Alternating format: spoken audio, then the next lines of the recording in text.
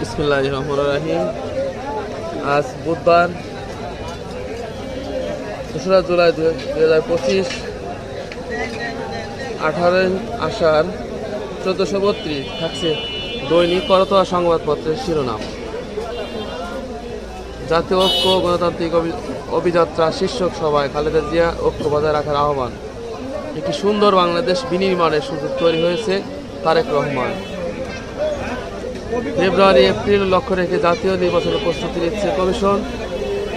বিদেশিদের হাতে যাওয়ার আগে ৬ মাস নিজস্ব ব্যবস্থাপনা চলবে নিউ মরিং টার্মিনাল।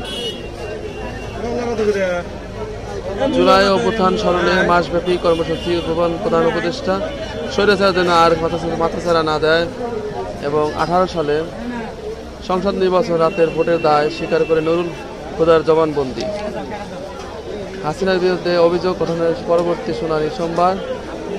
এবং জুলাই আন্দোলনে অগ্নিস্ফুলিঙ্গ শুরু হয়েছিল রংপুর থেকে নাহিদ। বৈষম্য বিরোধী ছাত্র আন্দোলন তদন্তের স্বার্থে 15 দিন সব ইউনিটের কার্যক্রম বন্ধ। এবং জুলাই অভ্যুত্থান শহীদ ও আহতদের জন্য দোয়া অনুষ্ঠান। ডক্টর তাহের বিএনপি ধরে নিয়েছে তারা আবার ক্ষমতায় গিয়ে অপকর্ম করবে। এই ছিল প্রথম পাতার সংবাদ শিরোনাম। থাকছে শেষের পাতা। সারা দেশে গুলি ও চাপাতি দিয়ে কুপিয়ে 4 জনকে হত্যা এবং 1 বছরের রেমিট্যান্স এসেছে $3032 কোটি। আসিয়া দর্শন হত্যা, হিটু শেখের মৃত্যুদণ্ড খালাসে আপিল এবং নানা সংকটে গেল বছর, বিদায়ী অর্থ বছর। এবং ডেঙ্গুতে একজনের মৃত্যু বা আক্রান্ত 386 জন।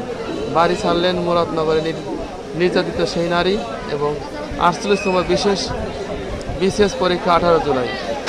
যশোরে নির্বাচনী ভবনের কার্নিশ ভেঙে 2 প্রকৌশলী সহ নিহত 3।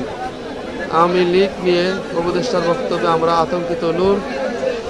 এবং আইনজীবী আলিফ হত্যা ও চিন্ময় সহ 38 জনের বিরুদ্ধে আদালতে চার্জশিট।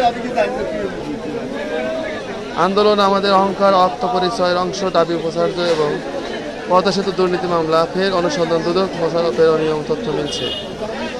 44তম বিসিএসের স্বপ্ন পূরণ হলো শারীরিক প্রতিবন্ধী উল্লাসের। এই ছিল উল্লেখযোগ্য দৈনিক করতোয়া সংবাদপত্র শিরোনাম। আমাদের সঙ্গে থাকার জন্য ধন্যবাদ এবং আমাদের সাপোর্ট করে এগিয়ে যাওয়ার জন্য সবসময় আপনাদের ভালোবাসা আমরা প্রয়োজন বোধ করি। ধন্যবাদ।